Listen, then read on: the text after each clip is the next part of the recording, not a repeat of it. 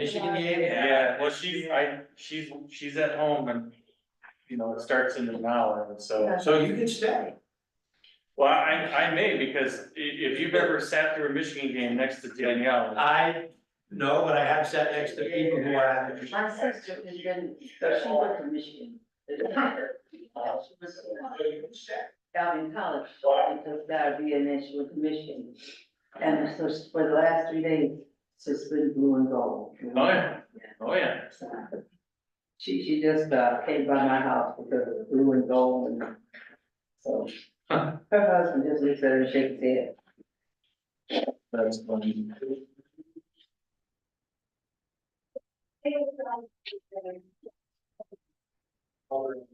Happy Christmas, daughter.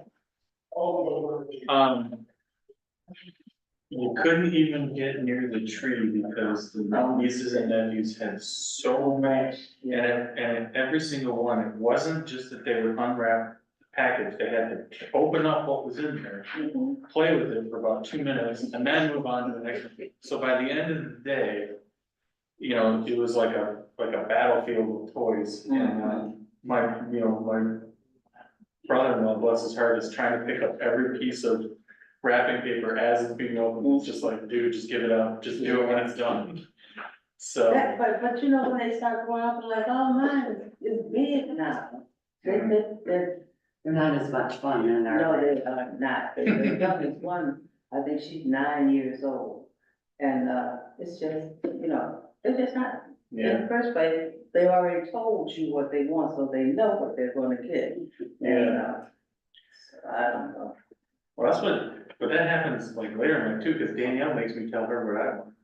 I have to surprise her, but she doesn't surprise me. Although I will say, the one thing she tried to surprise me with, they delivered it to our front porch and didn't have it in a shipping box, it was just had a label on it, and so I'm like, why do we have this thing? I think she got me some power tools. Like, why do we have these power tools? And she's like, darn it, that was supposed to be a Christmas gift, just take it, you know, like. Oh, goodness. Oh, yeah. Oh, man. So you're not going out on your own, are you? Well, no. You could go up to Holt, wherever he lives, because his wife. Oh, and Danielle is TV. decked out head to toe. But they, she throwing her own party without you? I was telling Izzy before you got here, I had to go upstairs and shut the door because I got so tired of listening to yell at the TV. I was just telling Mitchell, this is the one and only time that my employer will allow us to wear college gear that's not jacket. Oh, college, yeah. Did you graduate from Michigan? No, but you know, It's still allowed? Yeah. as I'm saying, the one and only time they're allowed to wear. I was gonna say, I remember in my first teaching gig in Virginia, my department chair was a Virginia Tech grad. And, you know, the UVA Virginia game, you couldn't wear UVA stuff. It was like, you can wear Virginia Tech stuff, but you can't wear Wow. UVA stuff. Like, wow. I think our cold was a good one, I don't see any maize and blue though. So when Aren't you a Michigan fan? I am. I don't see any maize and I'm blue. hoping that I need to buy it. If I was, then my dad. Oh, yes, don't ask When I questions. got the educated there, I started, I had a lot of class. Michigan State. Oh, yeah. Yeah. Too bad we can't like have a study session at 6:30. Finish it at 6:40. Have the regular meeting at 6:45, be done by 7. We can get the pregame. So if there are any Michigan State grads in the council, they're just drag on. I mean, I had to muster up goals myself. I hear you, I hear you. I got my time. Happy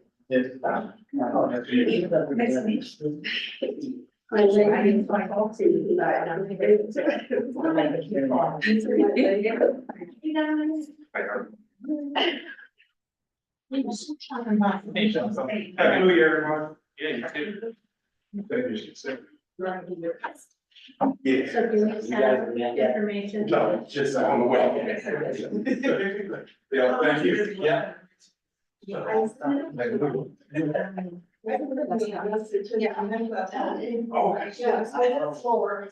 Oh.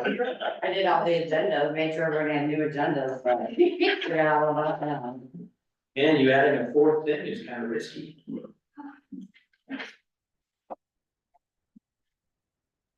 I probably been talking 20 minutes about fence. Right, Joe? She's not. I'm going down every bump. I'm kidding, Miss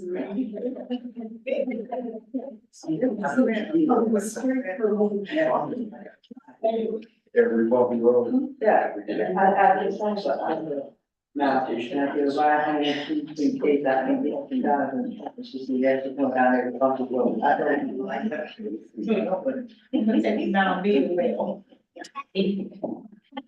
That's we could say we got a He had childcare issues and had to do Eaton Rapids because it was early. So she'll be here next time. Please try every excuse to avoid us. Yeah. I mean,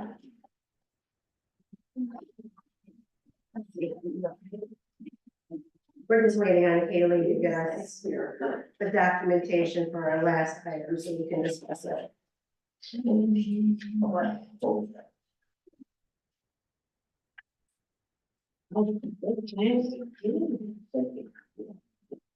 Yes.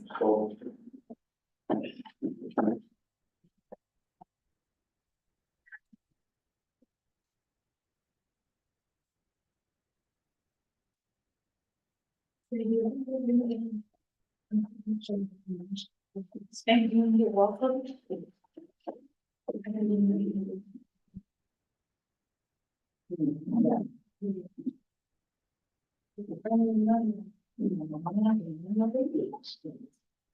Oh, yes, it is. Thank you. Oh, so it's that. Oh, Oh,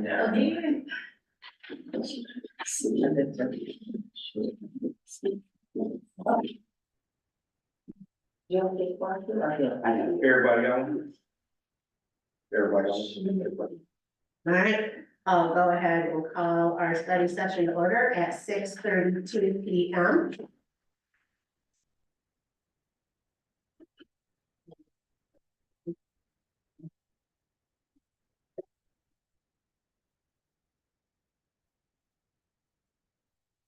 Would you stand for the pledge of allegiance, please?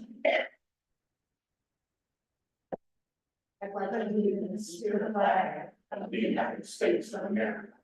And to the republic for which it stands, one nation. Indivisible, with liberty and justice for. Could you put the go to take roll call for us, please? Councilmember Williams, Present. Reeves, Jackson, Here. Lawler, Here. Davis, Here. French, Here. and Ms. Negative. Here.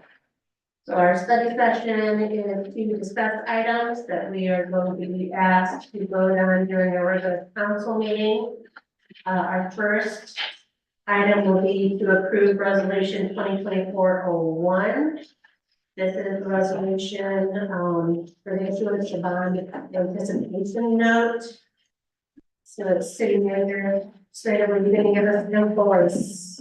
Nope, I can, provide you with an overview. As you can recall, council back in, I believe it was our first meeting in November, maybe last in October, we approved the resolution to issue the notice of intent to issue bonds for the water system improvement project. At that time, we received notice that we did receive the grant funding through Eagles drinking water state revolving loan fund for $9.6 million. So we issued the notice of intent that started the 45-day review period that has now come to a close. We have been working with Baker Tilly and then our bond counsel, Miller Canfield. They have prepared an RFP that will be released to now move forward and issue the bonds for the project. The notice, it includes two different amounts, and I just want to clarify. So the 1,146,000, so that is the total amount that, geared towards what we have been approved through the grant program through Eagle. The notice to issue a bond, we can only issue 50% of that. So that is where you get the 573,000. So that is what we will be issuing, to kind of kick off that project. And, our bond council has prepared the formal resolution, and it is ready for, recommended for approval so that we can keep moving forward, with this project. Happy to answer any questions. Councilman Williams? Yes, thank you, Madam. Is the 1 million and the 573,000, are they combined in what we'll owe? No, so that, the 1 million is what we received through Eagle, the Eagle Drinking Water Program. The 573 is the 50% of that amount that we are going to issue in the bond to get that project going. So this will cover the initial engineering and design phase of that project, cover the financial advisor and our bond counsel. So it just helps us keep moving forward with that, with the project. So basically, this is like an advance payment before Eagle sends us a check for the full amount. We'll pay that off as soon as we get the full amount from Eagle, correct? Correct. Thank you. Okay, yeah, that's what I was thinking. You got a question? Alright, the repayment. Yeah. I know I sent you like a million questions. Good. Okay, we discussed through email, that Baker Tilly would work up, analysis. Yes, so they will be completing a rate study analysis. So our water and sewer, they have enterprise fund.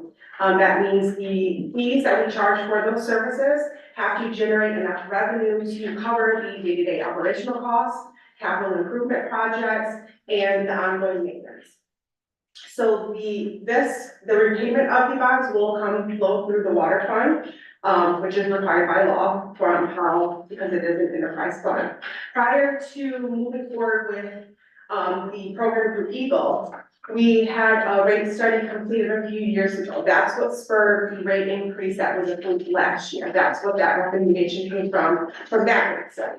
That got our rates to a point where we can apply for funding through USDA and other grant programs for this improvement project. So now that we have secured funding, in order to keep going with the different type of programs that we're taking advantage of, they want to make sure that our rates are at a position that we can make the payments, the bond payments, and then cover any maintenance in the near future. So they will be conducting another rate analysis to see where our current rates are. Is this where they need to be to move forward, or do we need to do any adjustments to the current rates? Okay,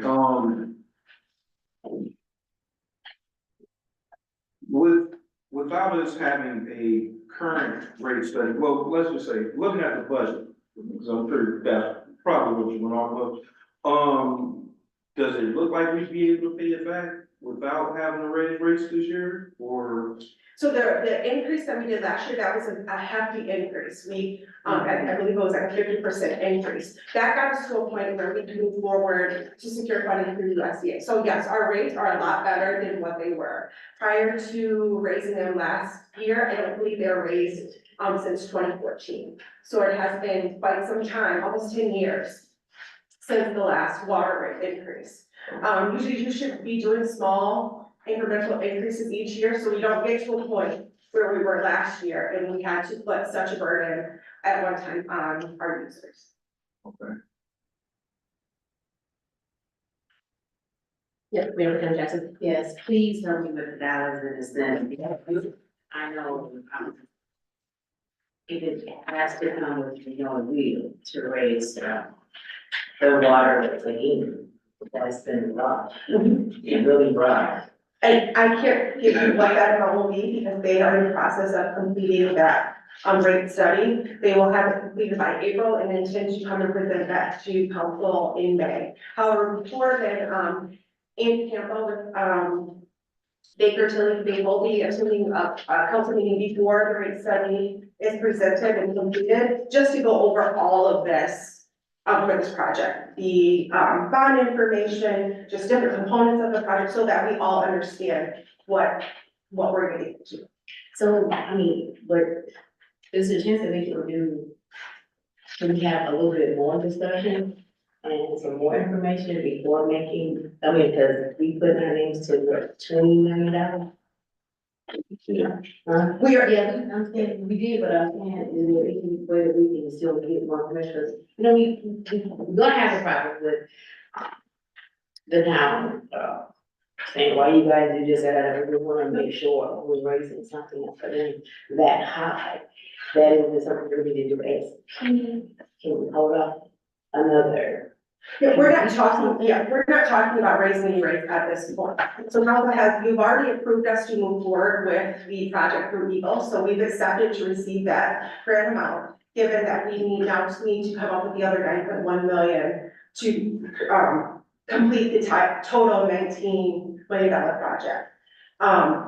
Where, as we stated, we're under a very tight timeline per Eagle to meet their deadlines and requirements to be able to take advantage of the grant funding that we can. So this will keep us on track. Whiteman and Associates, their team are very busy designing this project, but this is a huge capital improvement project. They are planning to come to council to provide you all more information at the February 8th meeting. So in 2 meetings, we'll have Baker Tillich here to provide you with more info on the financial side for the project. Could we even hold this till then, February day? After we get the information? I would not recommend doing that, because this allows us to, it's gonna take some time to, release the RFP, sell the bonds, and then this is allowing us to pay the financial advisor, our legal counsel, our engineer, that they're already doing the work on the project. Also, you've already authorized us to move forward and hire these firms to get this project going. So this would put the city not in the best position to pay the invoices that we will be receiving for the project. Because of the money that If we should be hold. coming us, Yeah. coming to us. I got a Thank question. you. Yeah, Councilman. Yeah, thank you. I'm glad you mentioned the timetable, because that was gonna be one of the next questions. Just for clarity on the second water tower again, with the current water tower, was it that we didn't have enough storage space? Correct, And so we have to do a second water tower? correct. Yeah, okay. All right. And then now we're under a certain deadline in order to get the work done because of the money that we've already received. Yes, so when we initially began this project, I believe it was back when former Mayor Brown was in place, so I would say 2016, 2017. So our current water tower, does not have the, storage capacity that we are required to have. So that is why we are building an additional 1 million gallon, water tower to support the city. When we first started the conversation, we were gonna take advantage of the USDA program for this project. However, with all of the ARPA funds that have flown to the state, they have developed other programs that we have applied for. That is how we secured the $9.6 million through Eagle. So we kind of just shifted the funding model or funding programs that we are using for this. But yes, we need to get the second water tower just for the safety of our residents. So this is not going to raise the rates to an acceptable amount. Not at this moment, no, and so we'll have more information on that once the rate analysis is completed. So for the bonds, and I'm hoping to clarify some questions, and city manager can correct me if I'm wrong. So what we're approving tonight is just the issuance for the RFP for the bonds. Yes, for the Just for the $573,000. bonds, so, and then once we get the money back from Eagle, then that's how we're gonna pay off the bonds, if I'm correct in that? Not all, Payment, some of, yes, yes. so this has nothing, this right now will not get put on the residents. This is just approving the issuance of RFP for the bonds. Hope that makes sense. Any other questions or comments? Okay. Next, we're gonna be asked to approve, the invoice for Concord excavating for the work that was done on Clark Street. So we did get, communication from the city manager tonight over the holiday break, that this was an emergency expenditure. So, yeah, I don't see Director Derek here, so. Yes, so we were notified there, one of our storm drains along Park Street, failed. And there was water began to pool and it didn't for quite some time. Our crew went out to investigate to see if we could handle it ourselves. Our water department, we were able to clear the line, however, it needed to be repaired, something that we were unable to do. It was to a point where it was causing so much water, our line was, it could have fallen over and just, it would have been a bigger issue if we would have waited until this meeting to give the approval and then have them come out and do the work. So they did come on site, get that repaired, I believe in 2 days. We did go with option 1, they recommended the plastic instead of concrete. So we are looking to, so the total cost for that replacement is $60,052. Questions or comments on this item? Do you know the possible durability of the plastic versus the concrete? Are we saving in the long run? Yes, because we, originally we were gonna go with concrete and they suggested that, yes, we would have a longer life to do what we're. Oh, Any other questions or comments? Right. Next will be our approval of the public participation plan. Director Arnold, are you going to give us a bonus? Good evening, Mayor. Good evening, Council. Happy New Year.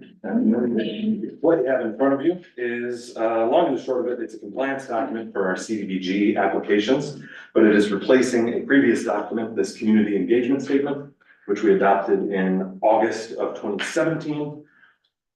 This is following the new guidelines that MISTA, the state of Michigan, have put out for CDBG compliance, and it describes the processes when we are going to have public hearings to accept CDBG funds or any kind of special use or change to the zoning ordinance.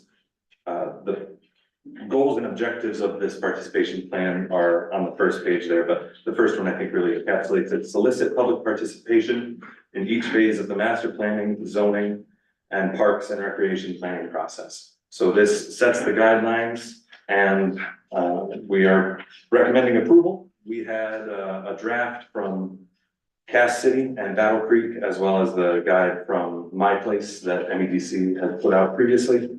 And so there's good information in here, and we're going to, it would be my goal that we can really act on all of the steps of this plan. I think these are pretty aspirational, but it's about effectively communicating why we're asking for what we're asking for every time we're asking for it. And I know that that gets to be a lot of changing gears for residents listening to the things that we're being asked to approve. So this is just hopefully to provide some more salient information and a clear picture on development, master planning, and how we involve the community. Do we have any questions for Director Arnold? Thank you so much. Is this limited to just the stakeholders that's on here? No, and Include, it's a great question. okay, So we pulled that list right out of our comprehensive plan stakeholder list. It mirrors the variety of stakeholders, but we say very clearly, this is just to represent broadly who we're trying to reach, but it's not a conclusive list at all. Any other questions or comments? Council Rose? When you mentioned master plan, is that The comprehensive plan. that's what I thought. Sticks to that master planning phrasing in this plan just due to that's the phrase that the state uses. A lot of communities are electing to switch to comprehensive plan as opposed to master plan, but for this, which is a document that is gonna be pretty public facing and interacting between developers, the public and state offices. I thought it was best to just stay with the consistent language. Okay. Thank you. Councilwoman Davis. I see in terms of advertising and communication, are there additional funds, would it require additional funds, or are you going to pay for all of this? It's not quite a, there are not financial implications to this document. There are no funds. This is describing the existing processes that we have public hearings by, as well as encouraging different communication methods. So I mean, in the future, we could be looking at spending more on different programs or services to solicit that communication. But in the meantime, I think it comes down to a more, yeah, I think it'll be a more unified communication approach from City Hall and just making sure that, you know, every time we have a public hearing, a public meeting, or a event where we're asking the community to come out unofficially, that the purpose of that is clear, the notice of that is clear to everyone, and that it's not gonna blow past and people are gonna wonder, oh, where was my opportunity to participate in that? Mayor Jackson. Yes, the other concern of mine, was on page 41. Now it's gonna be 800. Oh, okay.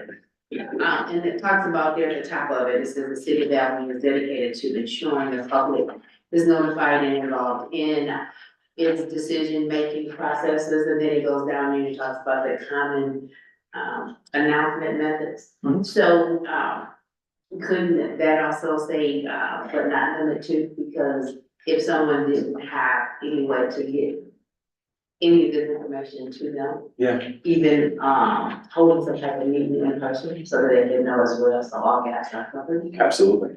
I think they're provided, I'll say that the structure of this document's a little odd. I think we could definitely improve, but not limited to. And if we think of other communication methods, I think we can include them. I'd definitely be interested in getting some more just general and casual form meetings going as often as we can for general information, so. Any other questions, comments? Okay, thank you. Thank you. And then lastly, we're gonna be asked to approve the proposal for the street department fence.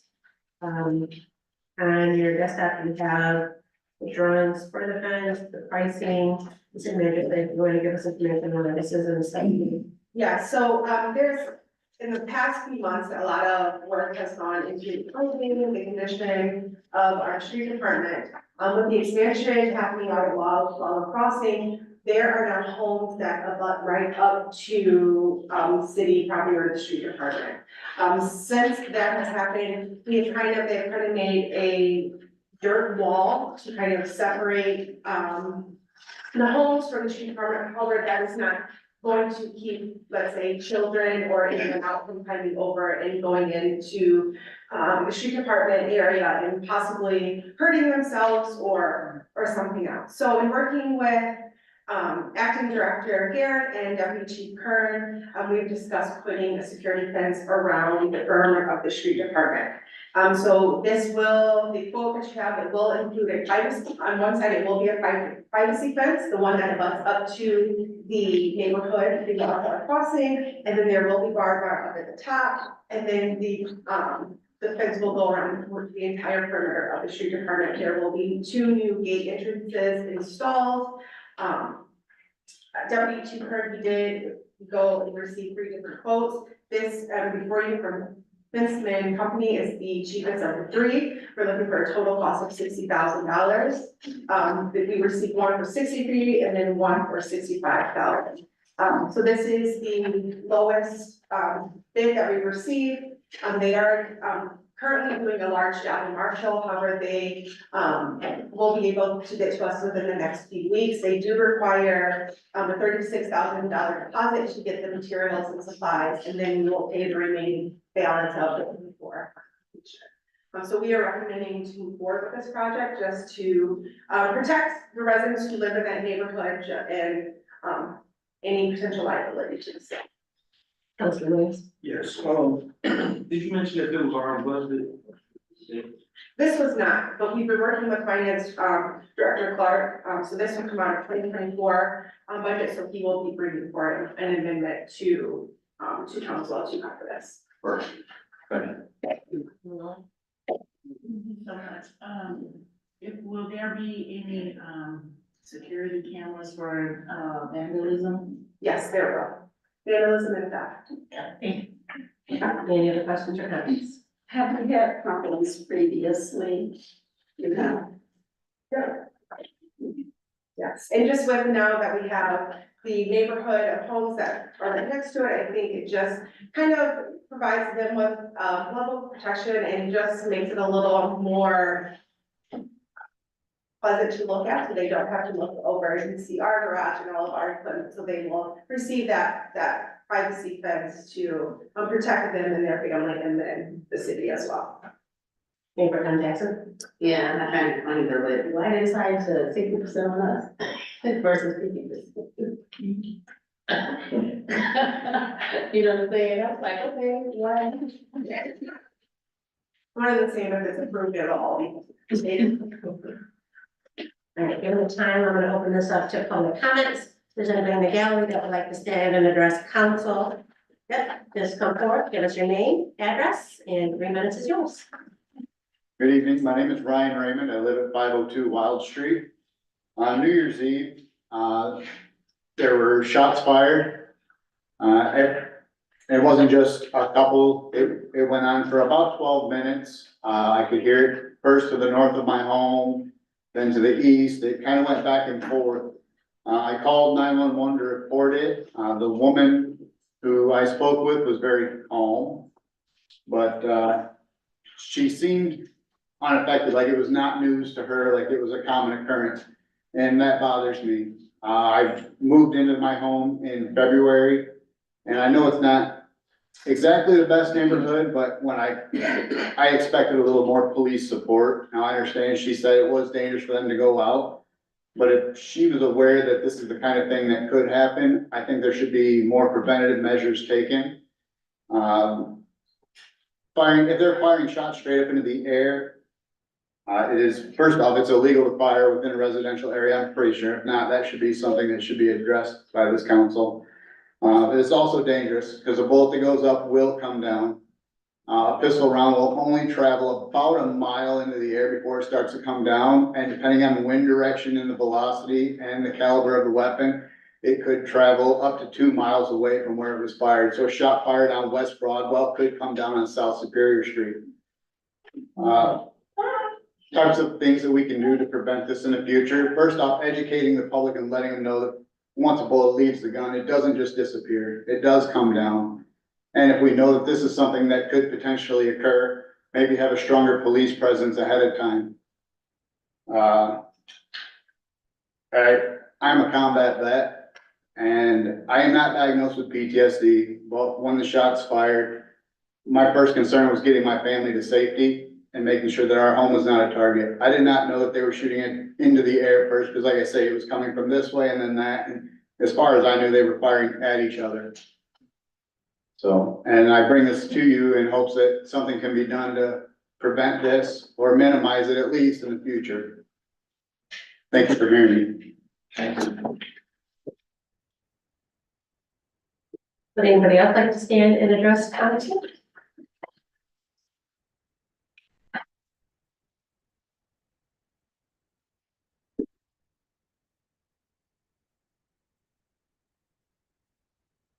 Hi, my name is Virginia, I'm 905 East Main Street in Homer.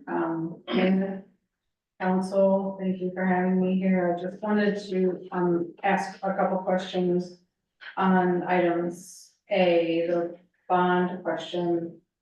I think what's being issued is a preliminary loan, of the 586. So this doesn't,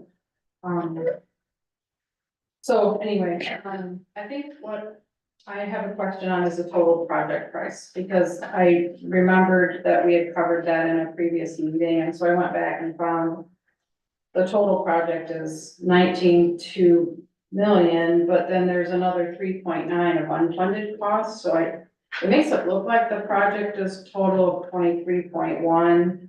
And I know that in conversations I've had, with the engineer, because we had a conversation about a couple other things, that the 19.2 is also probably an old number, so the price continues to go up. So, I'm just confused about the total cost.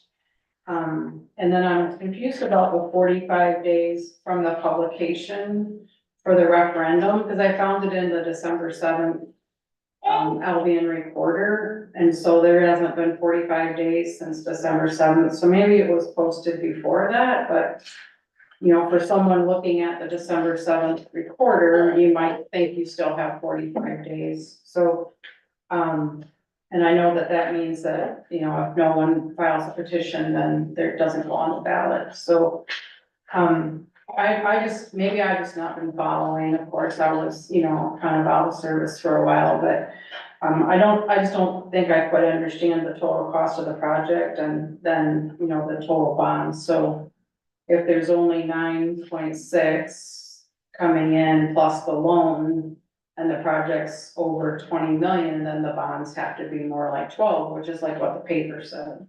So I'm just, somehow I'm just struggling with that, but, so I just wanted to maybe have some more clarification so I could better understand. And then on item C, I wanted to offer the EDC's support with that process because we have a community engagement committee and we do quite a bit of community engagement work as it comes around projects and proposals, proposed developments. So if we could find our way into that document, I'd be happy to support, the work that's being done relative to the community engagement. Thank you.